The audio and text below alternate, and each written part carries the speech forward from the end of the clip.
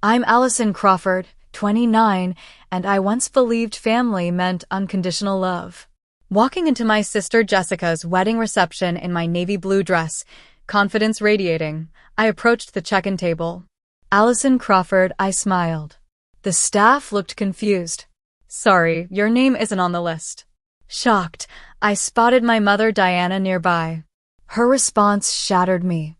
Did you really think you were invited? Strangers aren't allowed. I smiled calmly. Then I'll live like a stranger. Before continuing my story, where are you watching from? Hit that like and subscribe button if you've ever felt invisible to the people who should see you most clearly. Growing up, Jessica was only 2 years older than me, but that gap sometimes felt like decades. We shared a bedroom with butterfly wallpaper in our modest suburban home outside Boston. I idolized her. She taught me how to braid hair, ride a bike, and stand up to playground bullies. Jessica was my protector, my guide, my best friend. I still have a faded photo of us at ages 6 and 8, gap-toothed smiles, arms wrapped around each other like we'd never let go. Back then, I believed we never would. Everything changed when our father left. I was 8, Jessica was 10. I remember sitting at our kitchen table, homework spread out, when Dad walked in with a strange expression. Girls, I need to talk to you. His voice sounded different. Jessica immediately grabbed my hand under the table. That was the last time she truly protected me. Dad explained he was moving out, that he and Mom weren't happy anymore. I cried. Jessica sat stone-faced. As he hugged us goodbye, promising we'd still see him often, Jessica pulled away. I didn't understand then how deeply that moment would define us. Mom changed after Dad left. The warmth drained from our home, replaced by bitterness that seeped into every corner. She began leaning on Jessica emotionally, treating her more like a confidant than a child. You're the only one who understands, she'd tell Jessica while I played alone in our room. You're so much like me. I was apparently too much like my father, impulsive, creative, emotional. The first time I noticed the favoritism was at Jessica's 11th birthday. Mom bought her a beautiful necklace, saying, "For my mature little woman." 3 months later at my 9th birthday, I received socks and school supplies. We need to be practical now, Mom explained. Jessica wore her necklace every day. By middle school, Jessica had fully transformed into Mom's ally. When I'd asked to join their shopping trips, Jessica would exchange looks with Mom. It's just boring grown-up stuff, she'd say, though she was barely 13. They developed inside jokes I wasn't part of, whispered conversations that stopped when I entered rooms. Our home operated on a clear hierarchy, Mom at the top, Jessica as the chosen one, and me perpetually on the outside. Report card days showcased this perfectly. Jessica brought home straight A's, receiving lavish praise and rewards. I brought home BS with an occasional A in art or English, subjects I loved. You could do better if you applied yourself like your sister, Mom would say.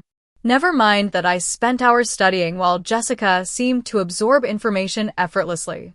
High school intensified the divide. Jessica was class president, homecoming queen, valedictorian, the golden child in every way. I found my place in photography club and drama, creative outlets where I could express myself without comparison. Why Can't You Be More Like Jessica became the soundtrack of my adolescence. When Jessica was accepted to Harvard on partial scholarship, Mom threw a party. When I was accepted to NYU for photography, Mom asked how we would afford it. You should be practical like your sister, Mom said. She's studying business, something that will provide security. Jessica had once dreamed of becoming a writer, but chose a path that pleased our mother. I refused to abandon my passion, which only widened the rift. The summer before college, I tried once more to connect with Jessica. I invited her for coffee, just the two of us. For a moment, sitting across from each other at the local cafe, I glimpsed my childhood sister, laughing at my jokes, asking about my photography. But when her phone buzzed with Mom's text, the wall went back up. Mom needs me, she said, gathering her things. She always would choose Mom over me. The day I left for NYU was liberating. Mom gave me a perfunctory hug. Jessica, heading back to Harvard for her junior year, said, "Try not to waste this opportunity." Not "I'll miss you" or "good luck." I promised myself I wouldn't cry until I was alone in my dorm room. I kept that promise, then cried for what felt like hours, not from sadness, but from relief. For the first time, I could breathe without feeling the weight of their disappointment. College became my sanctuary. I limited contact to obligatory holiday calls and brief visits. Each return home reinforced my decision to create distance. Mom and Jessica remained in their bubble, occasionally allowing me glimpses inside during Thanksgiving dinner or Christmas morning, only to shut me out again. I stopped trying to squeeze through the ever-narrowing opening they offered. Instead, I built a life that celebrated what made me different from them. I made friends who valued my creativity, professors who encouraged my unique perspective, and eventually clients who sought out my photographic eye. The irony wasn't lost on me that I found success by embracing exactly what my family had rejected. New York transformed me. While Jessica followed her carefully plotted path through Harvard Business School and into a prestigious consulting firm, I discovered myself through my camera lens. Photography wasn't just a career, it was how I processed the world. I started with street photography, capturing moments of authentic connection between strangers that I craved in my own life. During my senior year, a classmate asked me to photograph her small wedding. "I love how you capture emotion," she said. That first wedding led to another, then another. I discovered I had a talent for immortalizing intimate moments, the trembling hands before vows, the secret glances between newlyweds, the unguarded joy of celebration. There was beautiful irony in finding my calling capturing the love in other families while mine remained fractured. By 26, I had built Allison Crawford Photography into a respectable business. I maintained a studio in Brooklyn, had been featured in several wedding magazines, and commanded premium rates. My calendar stayed booked months in advance. Success became my validation, proof that the path my family dismissed had value. Contact with Mom and Jessica remained minimal. Birthday calls. Obligatory Christmas visits that grew shorter each year. I created rituals to protect myself, meditation before phone calls home, scheduling something joyful immediately after visits. I built boundaries like fortress walls. Then, on an ordinary Tuesday, my phone lit up with Jessica's name, the first time she'd called rather than texted in years. "Allie?" She used my childhood nickname, something she hadn't done since we were teens. "Jessica? Is everything okay?" I immediately assumed bad news. "Everything's wonderful, actually." Her voice had a warmth I barely recognized. "I'm engaged." The announcement stunned me. Jessica had never mentioned a serious boyfriend during our sparse communications. His name was James Sullivan, a fellow consultant she'd been dating for 2 years. 2 years of my sister's life I knew nothing about.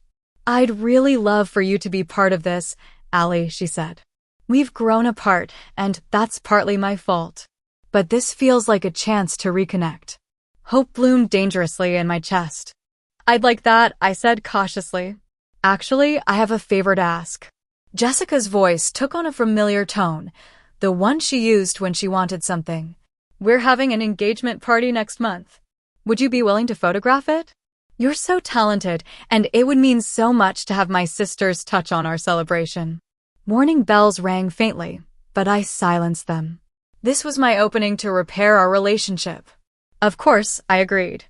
I spent the next month imagining a reconciliation. Perhaps Jessica's engagement had softened her. Perhaps distance had given her perspective. Perhaps we could rebuild what we'd lost. The engagement party was at an upscale restaurant in Boston. I arrived early to set up, professional but also dressed well enough to transition to guest once my work was done. Mom arrived with Jessica and James. She air-kissed my cheek without making contact. "The photographer's here," she announced, as though I were a stranger. "Mom," It's Allison, Jessica corrected, but the damage was done. She introduced me to James, a tall man with kind eyes and a genuine smile. Jessica talks about you all the time, he said.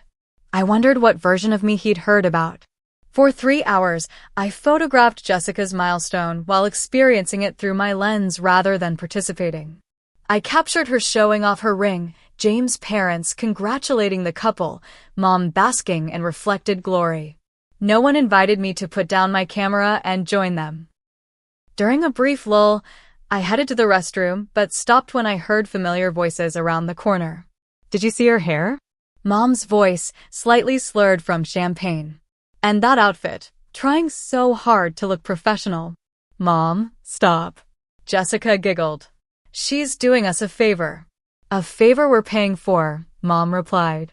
Don't think I haven't seen her rates online. $700 for an engagement party? Highway robbery for someone who couldn't commit to a real career. At least she's useful for something, Jessica said. And cheaper than hiring a stranger. I stepped into view, camera hanging heavy around my neck. Not that much cheaper, actually. They froze, champagne flutes midair. Allie, we were just, Jessica started. I heard exactly what you were doing, I said, voice steady despite my racing heart. Thank you for clarifying my role here. You're being too sensitive, Mom dismissed. We were joking. No, you weren't. I removed my camera. I've finished shooting. You'll have your photos by the end of the week. Congratulations, Jessica. I was almost to the door when Jessica caught up to me. Allie, wait. I'm sorry, she said, eyes wet with tears that didn't fall. Mom gets like this when she drinks, you know that. I shouldn't have played along. I wanted to believe her. Do you actually want me in your life, Jessica? Or just my services? Of course I want you. You're my sister. She grabbed my hands. This wedding is a fresh start for everyone. Things will be different, I promise. We want you involved in everything. The desperation to believe her overrode my instincts. Okay, I said finally.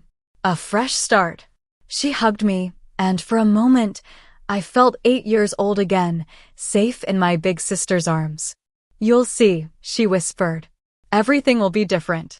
I wanted so badly for that to be true. Jessica's engagement spanned 18 months, during which she called me frequently, always about wedding planning. She wanted my professional opinion on photographers. I'd ask you to do it, but you should be a guest, not working. Videographers, lighting, and venues. Each conversation lasted exactly as long as she needed my expertise, then concluded abruptly when I attempted to discuss anything personal. Which backdrop photographs better for receptions, draped fabric or flower walls, she'd ask, then cut me off when I mentioned my recent gallery showing. That's great, but I really need to decide on this before my call with the planner. Still, I clung to her promise of inclusion. I rearranged client meetings for her venue tours, researched vendors late into the night, and created detailed mood boards for her vision. I invested hours that I billed other clients thousands for, all under the guise of sisterly bonding. 6 months into planning, embossed invitations went out. Friends posted photos of theirs on social media, tagging Jessica and James.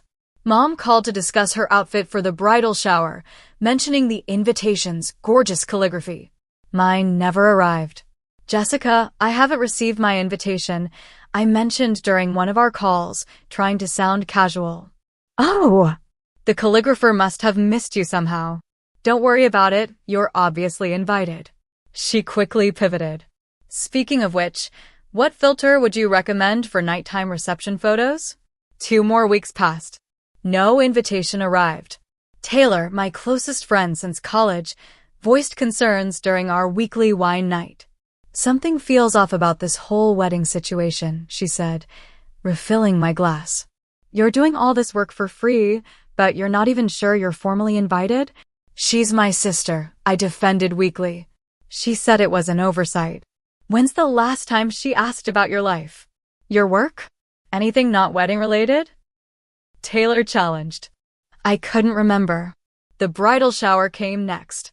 No formal invitation for that either, but Jessica texted the morning before, "Hope you can make it tomorrow. 2 p.m. at the Langham. Bring your camera?" I arrived at the luxury hotel bearing a carefully chosen gift, an expensive silver frame engraved with their initials and wedding date, containing a photo I'd taken of Boston Harbor at sunset. Their first date location according to the engagement story on their wedding website. Mom greeted guests at the door but merely nodded when I entered. "The gift table is over there," she said, pointing. "No hug." "No, glad you could make it." For 3 hours, I circulated, taking photos as requested. Jessica's friends from Harvard Business School formed an impenetrable circle around her. When I approached with my gift, one woman asked, "Are you with the hotel staff?" Before I could respond, Jessica looked up. "This is my sister, Allison," she said without warmth. "She's helping with photos today." Helping, not attending. A service provider, not a guest. When family photos were organized, Mom positioned the bridesmaids around Jessica. I stepped forward, camera temporarily set aside, but Mom's hand shot out. "We need you to take the picture, Allison." "I thought you'd want me in some family photos," I said. "We hired a professional for the wedding," Mom replied. "Today we need you behind the camera." Jessica avoided my eyes.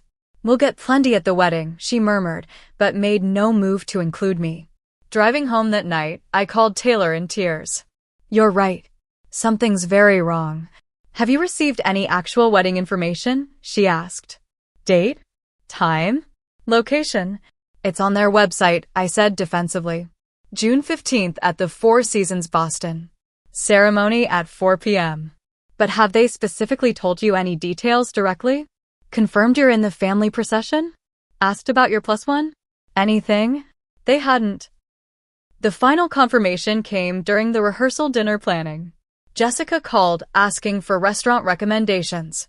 "We want somewhere upscale, but not stuffy for about 40 people. "The rehearsal dinner is that large?" I asked, surprised. "Just family and the wedding party," she replied casually. "When should I arrive?" I ventured. The pause lasted 2 beats too long. "Oh, we're keeping it super small," she backpedaled. "Just immediate family and the bridal party." "I am immediate family," I said quietly. "You know what I mean, Allie. Mom's family, James' family, the people in the ceremony." Her voice had the same dismissive tone she'd used since childhood when I wasn't understanding something obvious. "We'll see you at the wedding, though. Speaking of which, do you think uplighting in blush or champagne photographs better?" I hung up without answering and finally faced the truth. I wasn't invited to my own sister's wedding. I was merely a consultation service she'd been using for free. Despite this realization, some desperate part of me refused to believe Jessica and Mom could be so deliberately cruel. Maybe there truly was a misunderstanding. Maybe the invitation really was lost. Maybe I was overthinking everything. So I bought a dress, an elegant navy blue gown that cost more than I should have spent. I had it tailored to fit perfectly. I purchased a meaningful wedding gift, took time off from client bookings, and booked a hotel room in Boston for the weekend. I was officially uninvited, but I was going anyway. I needed to see their rejection with my own eyes to finally accept what my heart refused to believe. June 15th dawned bright and clear, perfect wedding weather. I woke in my Boston hotel room and checked my phone. No messages from Jessica or Mom. No last-minute details or meeting instructions that family might receive. Just a promotional email from the hotel and a good luck text from Taylor. I took my time getting ready. Hair carefully curled, makeup subtle but flawless, navy dress complementing my eyes. The woman in the mirror looked confident, successful, someone who belonged at a luxury wedding. I almost believed it myself. The Four Seasons Boston stood majestic against the skyline. I arrived at 3:30 p.m., giving myself time to locate the ceremony and find a seat. The hotel lobby buzzed with well-dressed guests heading toward the ballroom level, programs in hand. I followed, heart pounding against my ribs. At the entrance to the pre-function area, a security guard and 2 attendants checked names against tablets. I joined the line, clutching my small purse like a lifeline. When my turn came, I smiled brightly. Allison Crawford, I said. Family of the bride. The attendant scrolled through her list, frowning slightly. She checked again, then glanced at her colleague, who leaned over to look. I'm sorry, I don't see that name, she said finally. Let me double-check the spelling. CRAW4D, I confirmed, heat rising to my face as people waited behind me. I'm Jessica's sister. The attendants exchanged uncomfortable looks. One moment, please, the first woman said, stepping aside to make a call. I stood there, frozen in the growing awareness of public humiliation. Guests streamed past, curious glances sliding over me. Minutes stretched like hours until I spotted my mother approaching from inside, her face set in familiar lines of annoyance. Allison, what are you doing here? She hissed when she reached me. What do you mean? It's Jessica's wedding, I said, voice embarrassingly small. Mom pulled me aside, manicured fingers digging into my arm. We discussed this. You're not on the guest list. We never discussed anything, I countered. Jessica said. Jessica said you'd understand your role, Mom interrupted. Did you really think you were invited? As a guest? After everything? After what? I demanded, louder than intended. Nearby guests turned to stare. Mom's smile was cold and practiced. Family only, Allison. Real family. Not estranged family who only reappears when it's convenient. The words hit like physical blows. I'm her sister. Sisters don't abandon their family for years, then expect royal treatment, Mom replied. Jessica graciously allowed you to consult on her planning. That should have been enough. Consult?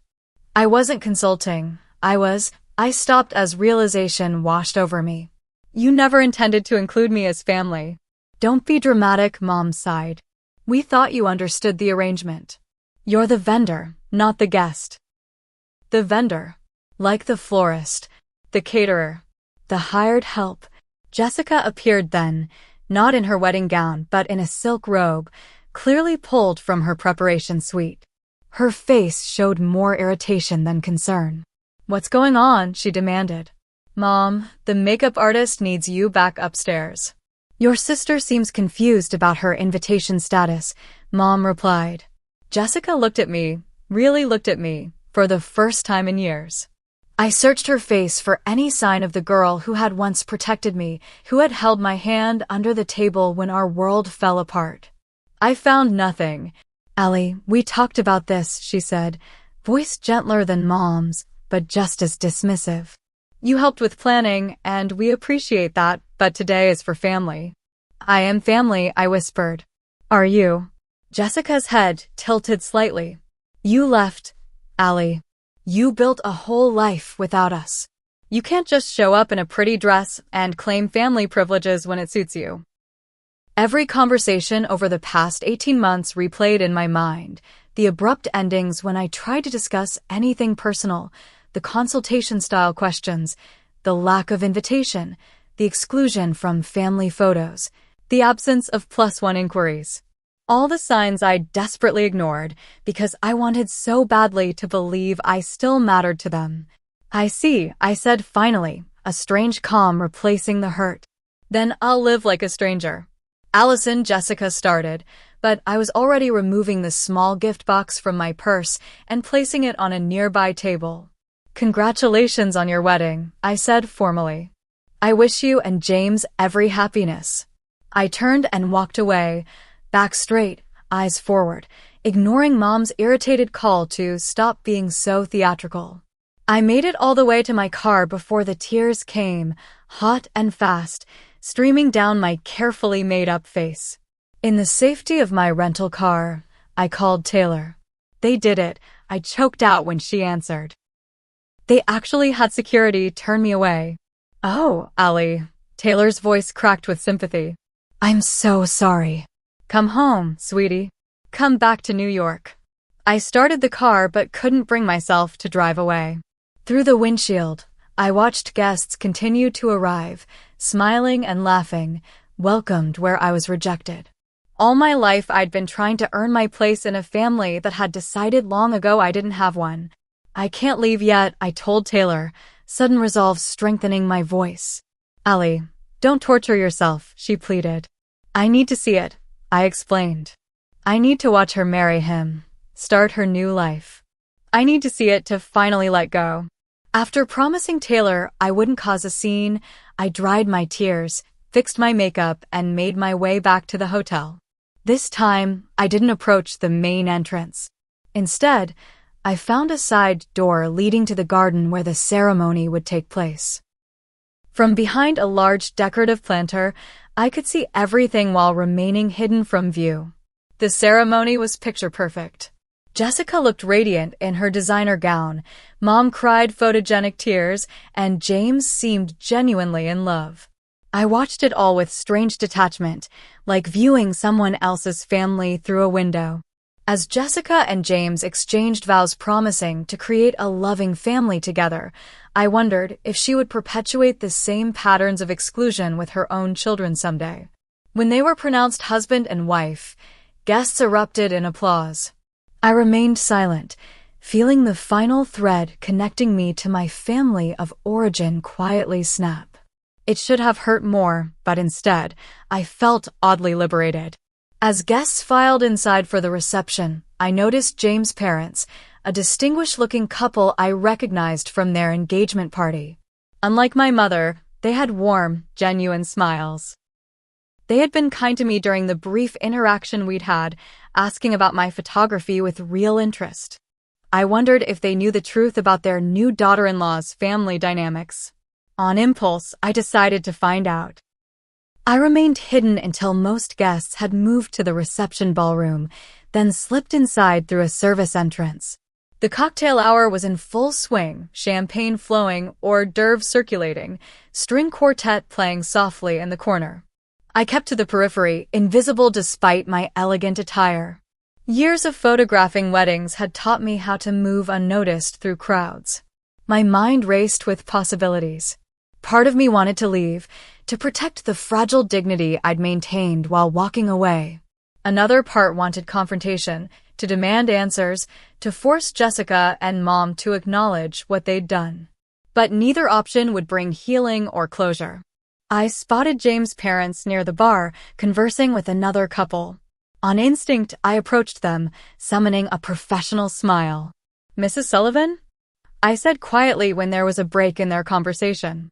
She turned, confusion briefly crossing her face before recognition dawned. "You're Jessica's sister." "The photographer, right? Allison?" "Yes, ma'am," I confirmed, noting how I'd been introduced to them, not as sister, but as photographer.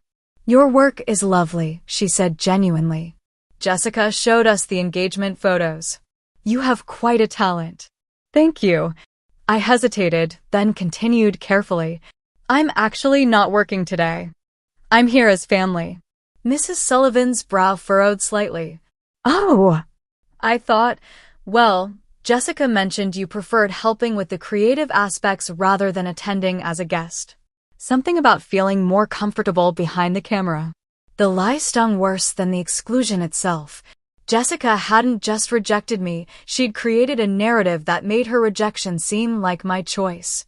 "That's not exactly accurate," I said quietly. "But it's her wedding day. She should tell her own story." Mr. Sullivan joined the conversation, champagne flutes in hand. "Everything all right, dear?" he asked his wife, handing her a drink. "Perfectly fine," she replied. "We're just chatting with Jessica's sister." "Ah, the famous photographer," he said warmly. "Jessica speaks very highly of your work, though she mentioned you'd be too busy to attend today, something about a prior commitment." Another lie. My calendar had been deliberately cleared for this weekend months ago.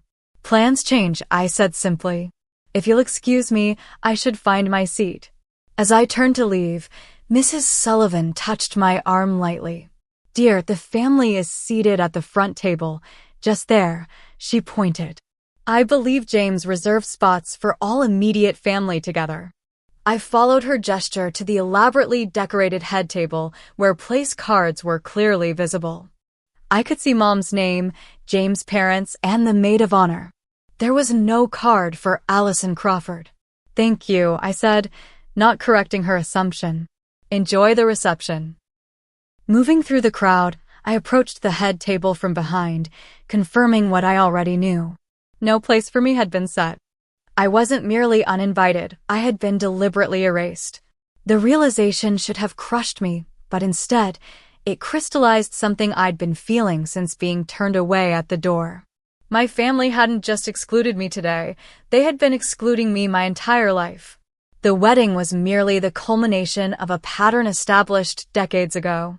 For years, I'd believed if I achieved enough success, if I proved my worth clearly enough, if I extended enough olive branches, eventually I would earn my place in their lives. Now I understood the painful truth. No accomplishment would ever be enough because the problem had never been me. It had been their inability to see me as a complete person separate from their expectations and projections. As this awareness settled over me, I felt a strange, powerful calm.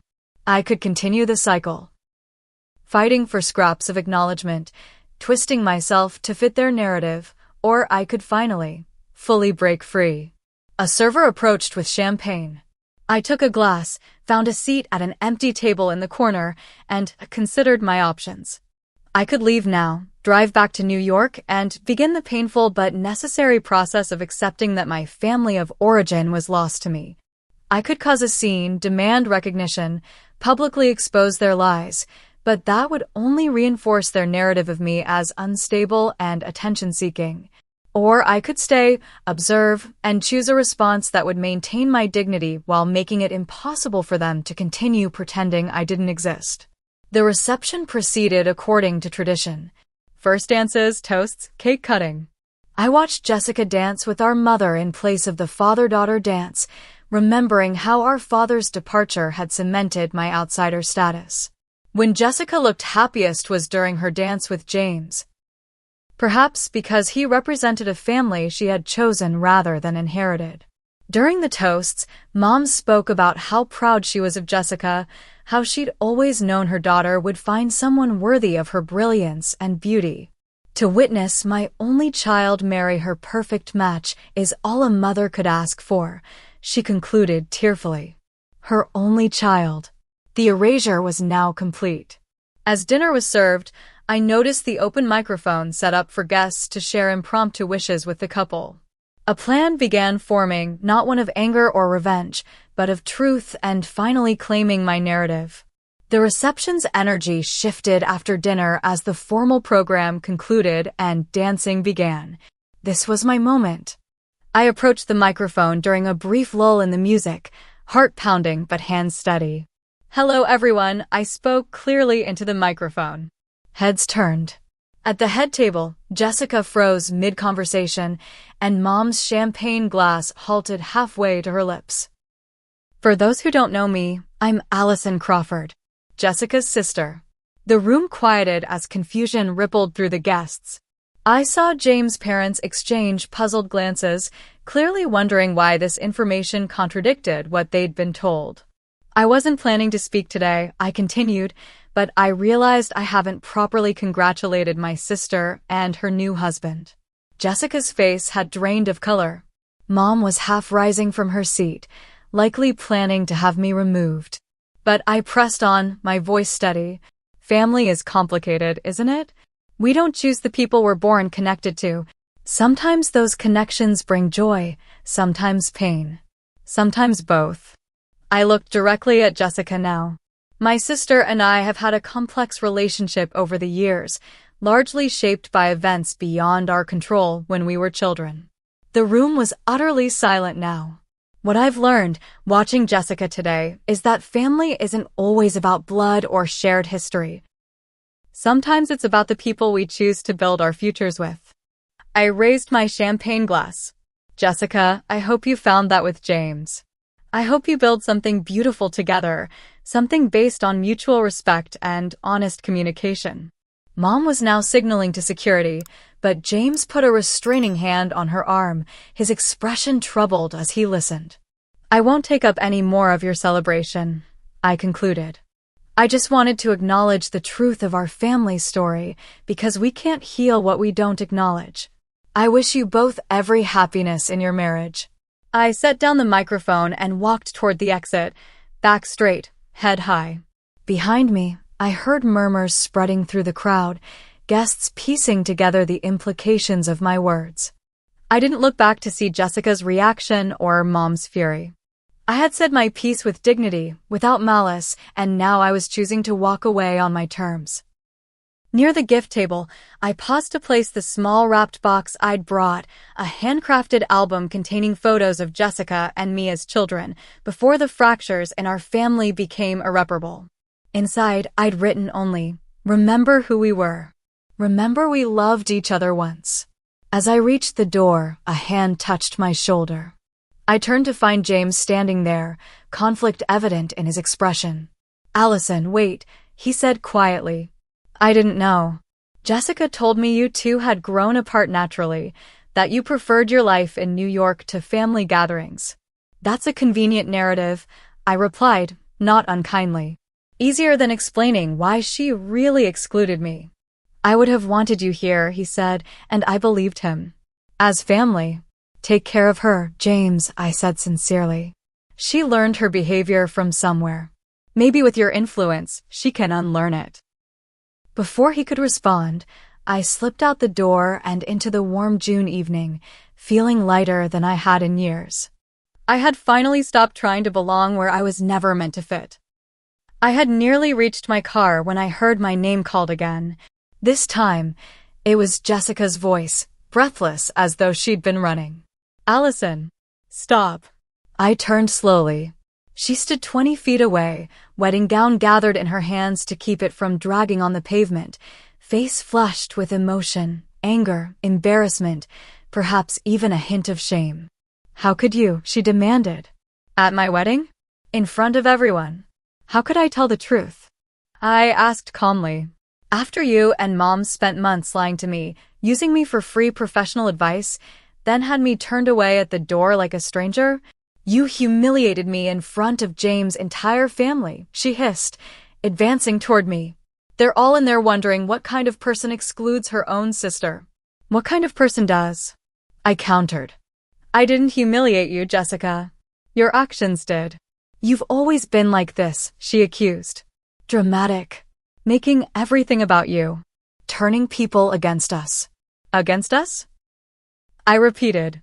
"There hasn't been an us since Dad left and Mom decided I was the acceptable casualty of her divorce." Jessica flinched. "That's not what happened, isn't it? Mom needed someone to blame, someone to reject so she could cope with being rejected. I was convenient because I reminded her of Dad. And you," I paused, finally articulating what I'd never dared say aloud, "you went along with it to secure your position as the favorite." "That's ridiculous," Jessica scoffed, but her eyes flickered away from mine. "Is it? Think about it, Jess. When was the last time you defended me against Mom's criticism? When was the last time you included me in anything that mattered without expecting something in return? When was the last time you asked about my life, my work, my happiness, not to gather information, but because you genuinely cared?" She had no immediate answer. "You know what the saddest part is?" I continued, my voice softening. "I would have been there for you, supported you, celebrated you, without conditions, without keeping score. Because that's what family does. Real family." "And what would you know about real family?" Jessica challenged. "You left. You moved to New York and barely came home." "I left because staying meant continuing to accept that I was less valuable, less worthy of love and consideration," I explained. "But I never stopped reaching out. Every birthday card, every Christmas visit, every phone call, those were all attempts to maintain connection despite the rejection. You and Mom were the ones who established the terms of our relationship." "So this is all our fault?" Jessica's voice rose. "None of the responsibility is yours?" "I take responsibility for allowing myself to be treated as less than I deserve for so long," I acknowledged.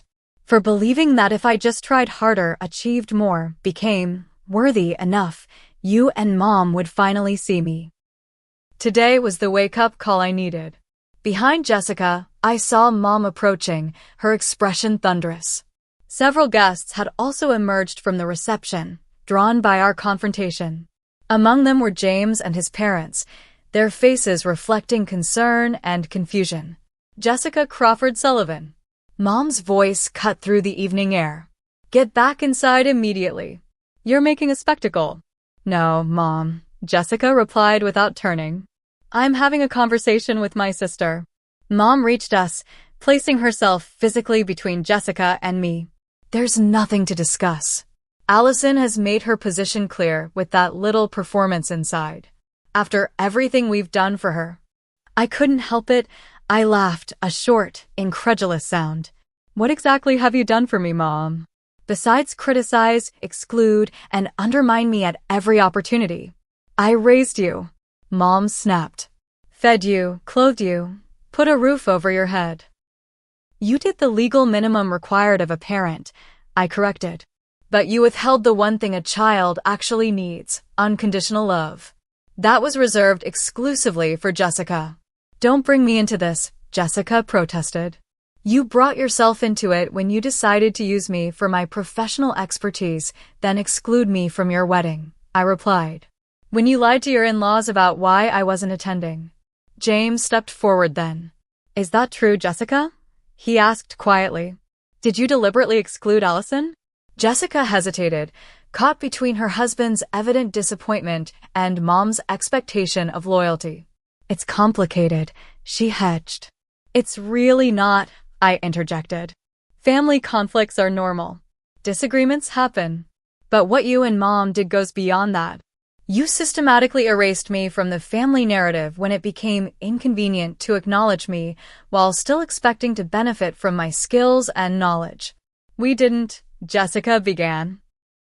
You told James' parents I was too busy with prior commitments to attend, I interrupted. You told them I preferred being behind the camera. You referred to me as the photographer, not my sister. Mom just gave a toast referring to you as her only child. Those weren't accidents or oversights. They were deliberate choices. James' mother had joined our circle now. Is this true, Jessica? She asked, echoing her son's question. We were told Allison chose not to attend as a guest. Jessica looked trapped. Mom attempted to take control of the narrative. This is a family matter that doesn't concern. It concerns me, James interrupted firmly. If my wife and mother-in-law are capable of this kind of deception and cruelty toward family, that very much concerns me. The confrontation had attracted more attention than I'd intended. Guests lingered at a distance, watching the drama unfold. This wasn't what I wanted, not a public spectacle that would overshadow Jessica's wedding day. This isn't the time or place, I said, suddenly tired. I've said what I needed to say. Jessica, congratulations again on your marriage.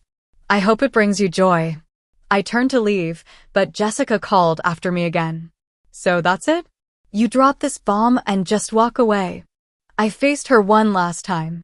What would you have me do? Beg for a place at your table? Apologize for wanting to be treated with basic respect? Continue pretending that what you and Mom did wasn't profoundly hurtful? I shook my head. I'm done fighting for scraps of acknowledgement from people who should have loved me unconditionally. You're being melodramatic, Mom dismissed. As usual. No, Diana, James' father spoke up, using Mom's first name with deliberate formality. From what I've witnessed, Allison is being remarkably composed given the circumstances.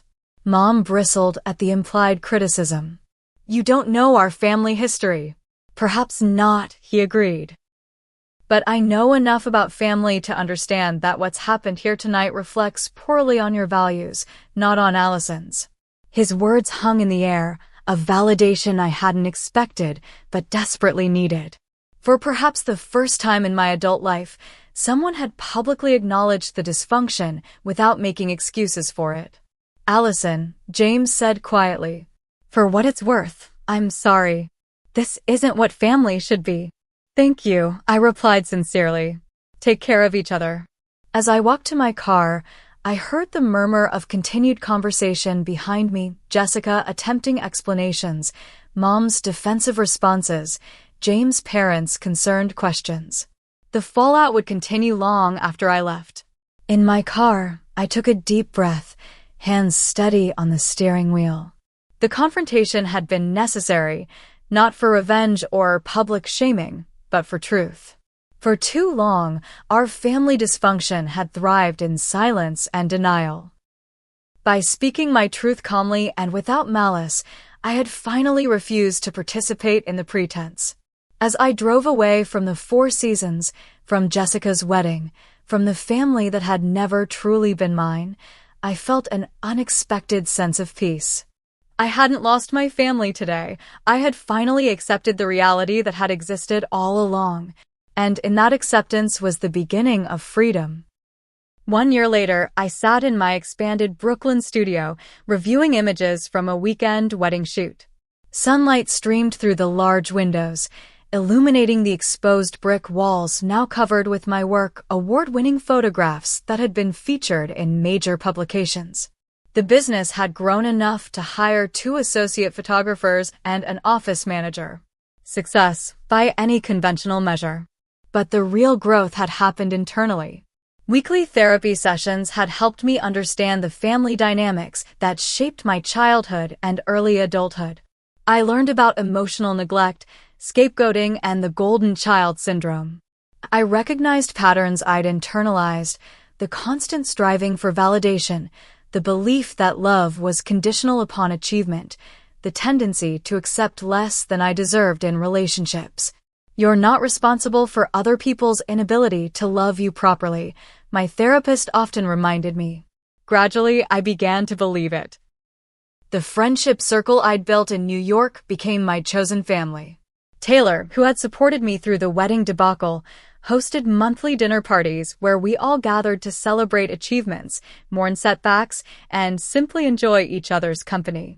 Martin, a fellow photographer, became both mentor and friend, offering professional guidance and personal support without competition or condition. Zoe, my yoga instructor turned confidant, taught me to reconnect with my body after years of living primarily in my head. These relationships were fundamentally different from my family of origin. They were reciprocal, nurturing, based on mutual respect rather than obligation or power dynamics. We chose each other daily, not because of shared DNA but because of shared values. 6 months after Jessica's wedding, I received an unexpected email from James. The subject line read simply, "Checking in." "Allison," he wrote, "I hope this message finds you well. Things have been complicated since the wedding. Jessica and I are in counseling, trying to work through some difficult truths that came to light that night and in the weeks that followed. I want you to know that I've encouraged Jessica to examine the family patterns that led to your exclusion. She's resistant, but not entirely closed to the process. Her relationship with Diana has become strained as Diana continues to refuse any accountability. I don't know if reconciliation between you and Jessica is possible or even desirable from your perspective, but I thought you should know that your words had impact. Some seeds take longer to germinate than others. Take care, James." I appreciated his reaching out, but felt no pressure to respond immediately. My healing journey wasn't contingent on Jessica's recognition or Mom's accountability. I had stopped making my peace dependent on their actions. 3 months later, another email arrived, this time from Jessica herself. It wasn't an apology, not really, but it was an acknowledgement. "I've been thinking about what you said at the wedding," she wrote. "About Mom making me the favorite after Dad left.